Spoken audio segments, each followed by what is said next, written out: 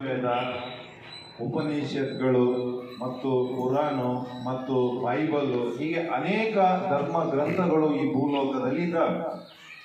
ಯಾಕೆ ಅದು ಅಂತಂದ್ರೆ ಮನುಷ್ಯ ಅದನ್ನು ಓದಿ ತಿಳಿದು ಆ ಪ್ರಕಾರ ಜೀವಿಸಬೇಕು ಅಂತ ಹೇಳಿ ಅದನ್ನ ದೇವರು ಮನುಷ್ಯರಿಗೆ ಕೊಟ್ಟಿದ್ದಾರೆ.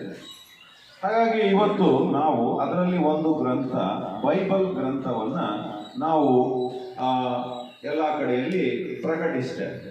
ಅದರಲ್ಲಿ ಏನು ಬರೆಯಲ್ಪಟ್ಟಿದೆ ಅಂದ್ರೆ, ಇನ್ನು ದೇವರನ್ನ ಪೂರ್ಣ ಹೃದಯದಿಂದ ನೀನು ಯಾವಾಗಲೂ ಪ್ರಾರ್ಥನೆ ಮಾಡು, ಪೂಜೆ ಮಾಡು, ಅದರಂತೆ ನಿನ್ನ ನೆರೆಹೊರೆಯವರನ್ನ ನಿನ್ನಂತೆ ಪ್ರೀತಿಸು ಅನ್ನೋ ಎರಡು ಆಜ್ಞೆಯನ್ನ ಬೈಬಲ್ ಅಲ್ಲಿ ಕಲಿಸಿಕೊಂಡಿದ್ದಾರೆ. ಹಾಗಾಗಿ ಈ ಯೇಸು ಯಾರು ಎಂಬುದಾಗಿ ನೋಡುವುದಾದರೆ ನಮ್ಮ ಬೈಬಲ್ ಅಲ್ಲಿ ತಿಳಿಸಲ್ಪಡ್ತದೆ, ಆತನು ಸೃಷ್ಟಿಕರ್ತನು, ಜಗದ್ರಕ್ಷಕನು, ಬರೀ ಬಾಯಿ ಮಾತಿನಿಂದ ಇಡೀ ಪ್ರಪಂಚವನ್ನೆಲ್ಲ ಸೃಷ್ಟಿ ಮಾಡಿದ ದೇವರು. ಈಗ ನೋಡಿ, ಒಂದು ಪ್ರಶ್ನೆ ಕೇಳುವುದಾದ್ರೆ, ಮೊಟ್ಟೆ ಮೊದಲು ಬಂತ, ಕೋಳಿ ಮೊದಲು ಬಂತ ಅನ್ನೋ ಒಂದು ಪ್ರಶ್ನೆಯನ್ನ ನಾನು ಕೇಳಿದ್ರೆ ನೀವೇನು ಉತ್ತರ ಕೊಡ್ತೀರಿ? ಕೆಲವರು ಕೋಳಿ ಬಂತು ಅಂದ್ರೆ, ಕೋಳಿ ಹೆಂಗ್ ಬಂತು? ಮೊಟ್ಟೆಯಿಂದ ಬಂತು. ಮೊಟ್ಟೆ ಹೆಂಗ್ ಬಂತು? ಕೋಳಿಯಿಂದ ಬಂತು. ಕೋಳಿ ಎಲ್ಲಿಂದ ಬಂತು? ಮೊಟ್ಟೆ. ಹಿಂಗೆ ಹೇಳ್ಕೊತ ಹೋದ್ರೆ ಅದು ನೆವರ್ ಎಂಡಿಂಗ್, ಅದಕ್ಕೆ ಎಂಡಿಂಗ್ ಇಲ್ಲ, ಯಾವುದೋ ಒಂದು ಗೊಂದಲ. ಹಾಗೆ ಪ್ರಪಂಚದಲ್ಲಿ ಬಹಳ ವಿಷಯಗಳು ಗೊಂದಲದಲ್ಲೇ ಇದ್ದಾವೆ, ಅದಕ್ಕೆ ಉತ್ತರ ಇಲ್ಲ. ಆದ್ರೆ ನಮ್ಮ ಬೈಬಲ್ ಅಲ್ಲಿ ಅದಕ್ಕೆ ಉತ್ತರ ಇದೆ. ಕೋಳಿನೇ ಮೊದಲು, ಯಾಕೆಂದ್ರೆ ದೇವರು ಸೃಷ್ಟಿ ಮಾಡಿದರು. ಅದೇ ಪ್ರಕಾರ ನಮ್ಮ ಬೈಬಲ್ ಅಲ್ಲಿ ಹೇಳ್ತದೆ ಮನುಷ್ಯ ಮಣ್ಣಿನಿಂದ ಸೃಷ್ಟಿಯಾದ, ವಿಜ್ಞಾನ ಹೇಳ್ತದೆ ಮಂಗನಿಂದ ಮಾನವನಾದ. ಹಾಗಾಗಿ ಮಣ್ಣಿನಿಂದ ಮನುಷ್ಯ ಉಂಟಾದ ಕಾರಣ ಅವನು ತಿರುಗಿ ಎಲ್ಲಿಗೆ ಹೋಗ್ತಾನೆ? ಮಣ್ಣಿಗೆ ಹೋಗ್ತಾನೆ. ಹಾಗಾಗಿ ಇವತ್ತು ನಿಮ್ಮ ಜೀವನದಲ್ಲಿ ನೀವು ಎಲ್ಲವನ್ನ ನೋಡಿ ಇವತ್ತು ಒಂದು ಸಂಧ್ಯಾಕಾಲ ಅಂತ ಹೇಳಿದ್ರೆ ತಪ್ಪಾಗಲ್ಲ. ಕಾರಣ ಏನಪ್ಪಾ ಅಂತಂದ್ರೆ ದೇವರು ಎಲ್ಲದಕ್ಕೂ ಒಂದು ಆಯುಷ್ಕಾಲ ಕೊಟ್ಟಿದ್ದಾರೆ. ಒಂದು ಮರಕ್ಕೂ ಒಂದು ಆಯುಷ್ಕಾಲ ಇದೆ, ಒಂದು ಮನುಷ್ಯನಿಗೂ ಒಂದು ಆಯುಷ್ಕಾಲ ಇದೆ, ಒಂದು ಪ್ರಾಣಿಗಳಿಗೆ ಆಯುಷ್ಕಾಲ ಇದೆ, ಹಾಗೆ ಮನುಷ್ಯನಿಗೂ ಒಂದು ಆಯುಷ್ಕಾಲ ಇದೆ. 70 ವರ್ಷ, ಬಲ ಹೆಚ್ಚಿದ್ರೆ 80 ವರ್ಷ ಅಂತ ನಮ್ಮ ಬೈಬಲ್ ಅಲ್ಲಿ ತಿಳಿಸಿದ್ದಾರೆ. ಹಾಗಾಗಿ ಆ ಯೇಸು ಪರಮಾತ್ಮ, ಆತ ಗಂಡು ಅಲ್ಲ, ಹೆಣ್ಣು ಅಲ್ಲ. ಆತನಿಗೆ ಕಾಮ, ಕ್ರೋಧ, ಮದ, ಮತ್ಸರ, ಲೋಭ ಏನೂ ಇಲ್ಲ. ದೇವರು ದೇವರೇ, ಆತ ನಿರಾಕಾರಿ.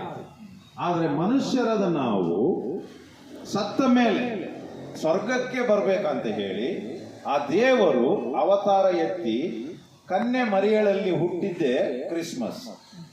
ಜೋರಾದ ಚಪ್ಪಾಳೆನ ನಾವು ದೇವರಿಗೆ ಸಮರ್ಪಿಸೋಣ.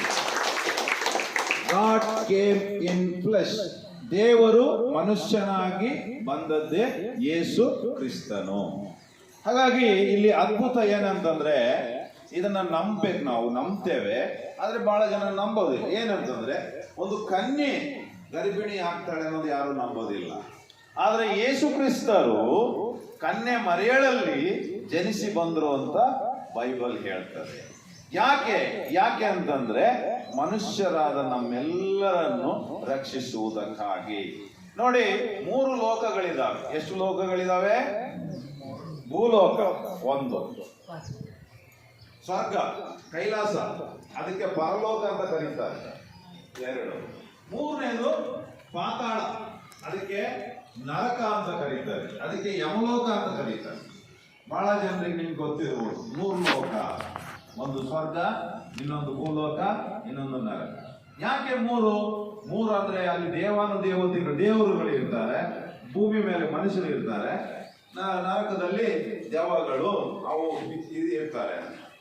ಆದ್ರೆ ನಿಜ ಏನಂತಂದ್ರೆ, ನಾವು ಮನುಷ್ಯರಾಗಿ ಹುಟ್ಟಿದೇವಲ್ಲ, ನಾವು ಮನುಷ್ಯರಾಗಿ ಹುಟ್ಟಿ ಭೂಲೋಕದಲ್ಲಿ ಜೀವಿಸ್ತಾ ಒಂದು ದಿವಸ ಮರಣ ಹೊಂದೇವಲ್ಲ, ಆ ಮರಣ ಹೊಂದುವುದರೊಳಗಾಗಿ ನಾವು ಸ್ವರ್ಗಕ್ಕೆ ಹೋಗ್ಬೇಕಾ ಅಥವಾ ನರಕಕ್ಕೆ ಹೋಗ್ಬೇಕಾ ಅಂತ ನಾವೇ ತೀರ್ಮಾನ ಮಾಡ್ತೀವಿ. ಹೇಗೆ ಅಂತಂದ್ರೆ, ಈ ಭೂಲೋಕದಲ್ಲಿ ಬಹಳ ದೇವರುಗಳಿದ್ದಾರೆ. ಆದರೆ ಯೇಸು ದೇವರ ಬಗ್ಗೆ ನಿಮಗೆ ಹೇಳುವುದಾದರೆ ಆತನು ಸತ್ತು ಸಮಾಧಿಗೆ ಹೋಗಿ ತಿರುಗಿ ಎದ್ದು ಬಂದ ದೇವರು. ಹಲ್ಲೆಲೂಯ. ಹಾಗಾಗಿ ಯಾರ್ಯಾರು ಆ ಯೇಸುವನ್ನ ದೇವರಂತ ನಂಬ್ತಾರೋ ಅವರಿಗೆ ಆ ಪರಲೋಕ ನಿತ್ಯ ಜೀವ. ಅಂದ್ರೆ ನೋಡಿ, ಮರಣ ಎಲ್ಲರಿಗೂ ಬರ್ತದೆ. ಮರಣ ಅಂದ್ರೆ ನಮ್ಮಲ್ಲಿರೋ ಆತ್ಮ ಬೇರೆ ಆಗೋದು, ಅದೇ ಮರಣ. ಹಾಗಾಗಿ ಈ ದೇಹ ಆತ್ಮ ಇವೆರಡು ಒಂದಾಗುವುದು ಎಲ್ಲಿ? ಪ್ರಾಣ ಎಲ್ಲಿದೆ? ರಕ್ತದಲ್ಲಿದೆ. ನಿನ್ನ ರಕ್ತ ಹೋಗ್ತಾ ಇದ್ರೆ ನಿನ್ನ ಪ್ರಾಣ ಹೋಗ್ತಾ ಇರ್ತದೆ. ಹಾಗಾಗಿ ಮರಣ ನಮ್ಗೆ ಬರುವಾಗ, ಉಸಿರು ನಿಲ್ಲುವಾಗ ನಮ್ಮಲ್ಲಿರುವಂತ ಒಳ ಮನುಷ್ಯ ಅಂದ್ರೆ ನಮ್ಮ ಆತ್ಮ ಹೊರಗೆ ಬರ್ತದೆ. ಅದು ಯಾರ ಕಣ್ಣಿಗೆ ಕಾಣುವುದಿಲ್ಲ.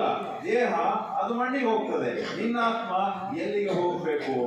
ನೀನು ಯೇಸುವನ್ನ ದೇವರಂತ ನಂಬಿದ್ರೆ ಸಾಕು, ಬೇರೇನು ಮಾಡೋ ಅವಶ್ಯಕತೆ ಇಲ್ಲ. ನಿನ್ನ ಆತ್ಮ ಎಲ್ಲಿಗೆ ಹೋಗ್ತದೆ? ಸ್ವರ್ಗಕ್ಕೆ ಹೋಗ್ತದೆ. ಇಲ್ಲ ಅಂತಂದ್ರೆ ನಿನ್ನ ಆತ್ಮ ನರಕಕ್ಕೆ ಹೋಗ್ತದೆ. ಅದು ಬೈಬಲ್ ಅಲ್ಲಿ ತಿಳಿಸುವುದಕ್ಕಾಗಿ ಯೇಸು ಈ ಭೂಲೋಕಕ್ಕೆ ಜನಿಸಿ ಬಂದರು. ಹಾಗಾಗಿ ಈಗ ಒಂದು ವಾಕ್ಯವನ್ನು ನಾನು ಓದಿ ಮುಗಿಸ್ತೇನೆ. ವಂಶದವನು ಆಗಿದ್ದರಿಂದ ಅವನು ಗಲಿಲಾಯದ ನಜರೇತ್ ಎಂಬ ಪಟ್ಟಣದಿಂದ ಯೂದಾಯದ ಬೆತ್ಲೆಹೇಮ್ ಎಂದು ಕರೆಯಲ್ಪಟ್ಟ ದಾವೀದನ ಪಟ್ಟಣಕ್ಕೆ ತನಗೆ ನಿಶ್ಚಯ ಮಾಡಲ್ಪಟ್ಟಿದ್ದ ಮತ್ತು ಪೂರ್ಣ ಗರ್ಭಿಣಿಯಾಗಿದ್ದ ಮರಿಯಳೊಂದಿಗೆ ಕಾನೇಶುಮಾರಿ ಬರೆಸಿಕೊಳ್ಳುವುದಕ್ಕಾಗಿ ಹೋದನು. ಹೀಗೆ ಅವರು ಅಲ್ಲಿ ಇದ್ದಾಗ ಆಕೆಗೆ ಹೆರಿಗೆಯ ದಿವಸಗಳು ಪೂರ್ಣವಾದವು. ಆಕೆಯು ತನ್ನ ಚೊಚ್ಚಲ ಮಗನನ್ನು ಹೆತ್ತು ಬಟ್ಟೆಗಳಿಂದ ಸುತ್ತಿ, ಛತ್ರದಲ್ಲಿ ಅವರಿಗೆ ಸ್ಥಳವಿಲ್ಲವಾದ್ದರಿಂದ ಆತನನ್ನು ಗೋದಲಿಯಲ್ಲಿ ಮಲಗಿಸಿದರು. ಆಗ ಅದೇ ಸೀಮೆಯಲ್ಲಿ ಕುರುಬರು ಹೊಲದಲ್ಲಿದ್ದರು, ರಾತ್ರಿಯಲ್ಲಿ ತಮ್ಮ ಹಿಂಡನ್ನು ಕಾಯುತ್ತಿದ್ದರು. ಇಗೋ, ಕರ್ತನ ದೂತನು ಅವರ ಬಳಿಗೆ ಬಂದು, ಆಗ ಕರ್ತನ ಮಹಿಮೆ ಅವರ ಸುತ್ತಲೂ ಪ್ರಕಾಶಿಸಿತು. ಆದ್ದರಿಂದ ಅವರು ಬಹಳವಾಗಿ ಹೆದರಿದರು.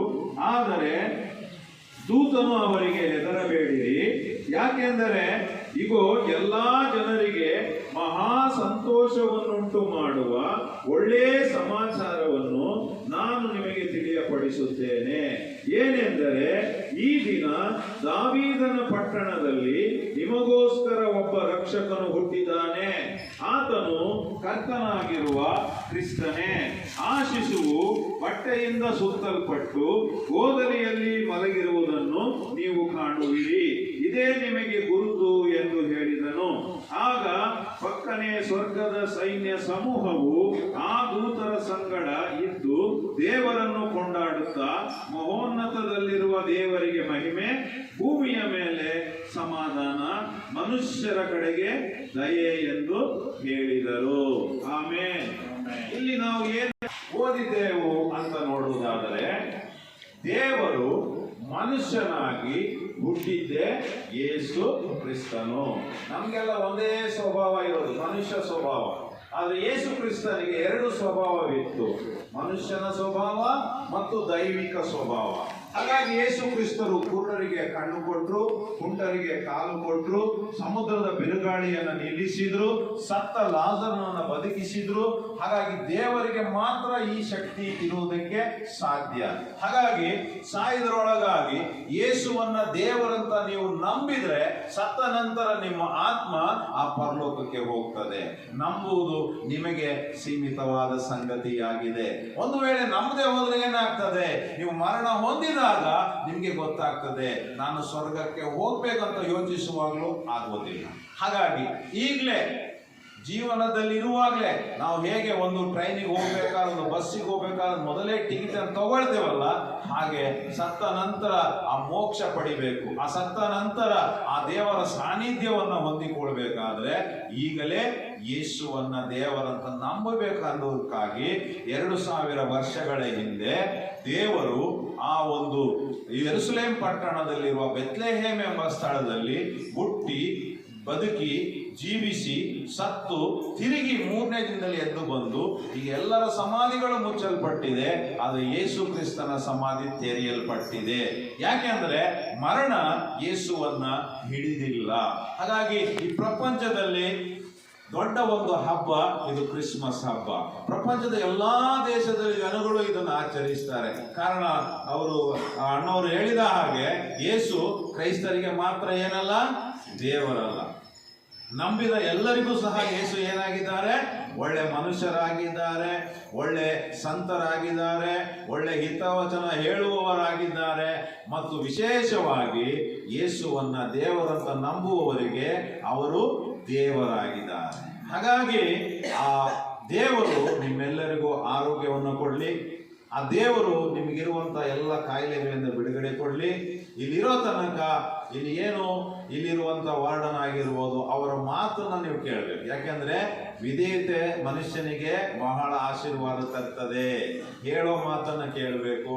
ನೀವೇ ಮಾತಾಡ್ಕೋಬಾರ್ದು, ನೀವೇ ಜಗಳ ಮಾಡ್ಕೋಬಾರ್ದು, ನೀವೇ ಬೈದಾಡ್ಕೋಬಾರ್ದು. ಅರ್ಥ ಆಗ್ತಿದ್ಯಾ? ನೀವು ಸಣ್ಣ ಮಕ್ಕಳಲ್ಲ, ನೀವು ಏನೀಗ ದೊಡ್ಡ ಮಕ್ಕಳಾಗಿರೋದ್ರಿಂದ ಈ ಒಂದು ರೂಲ್ಸ್ ಇರ್ತದೆ. ಆ ರೂಲ್ಸ್ ಪ್ರಕಾರ ನೀವು ಫಾಲೋ ಮಾಡಿಬಿಟ್ರೆ ನೀವು ಇಲ್ಲಿ ಒಳ್ಳೆ ವಿದ್ಯಾರ್ಥಿಗಳು. ಹಲ್ಲೆಲೂಯ. ಹಾಗಾಗಿ ಈ ಕ್ರಿಸ್ಮಸ್ ಹಬ್ಬದ ಆಚರಣೆಯಲ್ಲಿ ಯೇಸು ಕ್ರಿಸ್ತನು ಯಾರು ಅಂತ ಹೇಳಿ ಒಂದು ಚಿಕ್ಕ ಪರಿಚಯವನ್ನು ನಿಮಗೆ ಮಾಡಿಕೊಟ್ಟಿದ್ದೇನೆ. ಹಾಗಾಗಿ ಈ ಯೇಸು ಒಬ್ಬ ಮನುಷ್ಯರಾಗಿದ್ರು, ಜೊತೆಗೆ ದೇವರಾಗಿದ್ರು. ಈತ ಭೂಮಿ ಮೇಲೆ ಬಂದಾಗ ಮದುವೆ ಆಗಲಿಲ್ಲ, ಈತ ಭೂಮಿ ಮೇಲೆ ಬಂದಾಗ ಯಾವ ಆಸ್ತಿ ಮಾಡಲಿಲ್ಲ, ಈತ ಭೂಮಿ ಮೇಲೆ ಬಂದಾಗ ಯಾವ ಜಾತಿ ಮಾಡಲಿಲ್ಲ, ಈತ ಭೂಮಿ ಮೇಲೆ ಬಂದಾಗ ಯಾವುದೇ ಒಂದು ಸಂಘ ಕಟ್ಟಲಿಲ್ಲ. ಯೇಸು ಕ್ರಿಸ್ತರು ಈ ಭೂಮಿ ಮೇಲೆ ಬಂದಾಗ ಬೈಬಲ್ ನಲ್ಲಿ ನೋಡ್ತೇವೆ, ನರಿಗಳಿಗೆ ಗುದ್ದುಗಳಿದೆ, ಆಕಾಶದ ಪಕ್ಷಿಗಳಿಗೆ ಗೂಡುಗಳಿದೆ, ಆದರೆ ಯೇಸು ಕ್ರಿಸ್ತನಿಗೆ ತಲೆ ಇಡುವಷ್ಟು ಸ್ಥಳ ಇರಲಿಲ್ಲ. ಯಾಕೆ ಅಂತಂದ್ರೆ ಈ ಭೂಮಿಗೆ ಯೇಸು ಕ್ರಿಸ್ತನು ಬಂದದ್ದು ಆಸ್ತಿ ಮಾಡೋದಕ್ಕಲ್ಲ, ಮನುಷ್ಯರನ್ನು ಸಂಪಾದನೆ ಮಾಡ್ಕೊಳ್ಳೋದಕ್ಕೆ. ಹಾಗಾಗಿ ಇವತ್ತು ಎಲ್ಲಾ ಕಡೆಗಳಲ್ಲಿ ಯೇಸುವನ್ನ ದೇವರಂತ ನಂಬಿದವರು ಹೆಚ್ಚಿದ್ದಾರೆ. ಹಾಗಾಗಿ ನೀವು ನಿಮ್ಮ ಆಯುಷ್ಕಾಲದ ಅಂತ್ಯದ ದಿನಗಳಲ್ಲಿ ಇರುವಾಗ ಒಳ್ಳೆಯದನ್ನೇ ಮಾತಾಡ್ರಿ, ಒಬ್ಬರಿಗೆ ಒಳ್ಳೆಯದನ್ನೇ ತಿಳಿಸ್ರಿ, ನೆಗೆಟಿವ್ ಮಾಡಬೇಡ್ರಿ, ಪಾಸಿಟಿವ್ ಆಗಿ ಯೋಚಿಸ್ರಿ. ನಿಮಗೇನು ಕೊಟ್ಟಿರ್ತಾರೋ ಅದನ್ನ ಊಟ ಮಾಡ್ರಿ. ನಿಮ್ಮ ಬಟ್ಟೆಗಳು, ನಿಮ್ಮ ಮಂಚ, ನಿಮ್ಮ ಹಾಸಿಗೆ, ಅದರಲ್ಲಿ ನೀವು ಸುಮ್ಮನೆ ಕುತ್ಕೊಂಡು ಕಾಲ ಕಳೆಯೋದಲ್ಲ. ಈ ವಯಸ್ಸಲ್ಲಿ ಎಷ್ಟು ಸಾಧ್ಯನೋ ನಿಮ್ಮ ಕೈಲಾದಂತ ಒಂದು ಚಿಕ್ಕ ನಿಮ್ಮ ಕೆಲಸಗಳನ್ನ ನೀವು ಮಾಡಿಕೊಂಡು ನೀವು ಇಲ್ಲಿರುವಂತಹ ಸಿಬ್ಬಂದಿ ವರ್ಗದವರಿಗೆ ನೀವು ನೆರವು ಮಾಡಿಕೊಡ್ಬೇಕು, ಮಾಡಿಕೊಡ್ಬೇಕು. ಇಂಥವ್ರು ಇದ್ರಪ್ಪ, ಎಷ್ಟು ಚೆನ್ನಾಗಿದ್ರು ಅಂತೇಳಿ ನಿಮ್ಮ ಬಗ್ಗೆ ಮುಂದೆ ಬರುವವರಿಗೆ ಇವ್ರು ಏನ್ ಮಾಡ್ಬೇಕು? ಹೇಳಿಕೊಡ್ಬೇಕು. ಆ ರೀತಿ ನೀವು ಇಲ್ಲಿ ಜೀವಿಸಬೇಕು. ಹಾಗೆ ಜೀವಿಸುವಾಗ ದೇವರು ನಿಮ್ಮನ್ನು ಆಶೀರ್ವದಿಸ್ತಾರೆ, ಯೇಸು ಕ್ರಿಸ್ತರು ನಿಮ್ಮನ್ನು ಆಶೀರ್ವದಿಸ್ತಾರೆ. ಒಂದು ವೇಳೆ ನಿಮ್ಮ ಆಯುಷ್ಕಾಲ ಮುಗಿದು ನೀವು ಮಣ್ಣಿಗೆ ಹೋಗುವುದರೊಳಗಾಗಿ ಆ ಯೇಸುವನ್ನ ದೇವರಂತ ನಿಮ್ಮ ಹೃದಯದಲ್ಲಿ ನಂಬಿದ್ರೆ ಆಮೇಲೆ ಆ ಪರಲೋಕಕ್ಕೆ ದೇವರು ನಿಮ್ಮನ್ನು ಸೇರಿಸಿಕೊಳ್ತಾನೆ. ಆಮೇಲೆ ಎಲ್ಲರೂ ಕಣ್ಣುಗಳನ್ನು ಮುಚ್ಚಿರಿ. ಪರಲೋಕ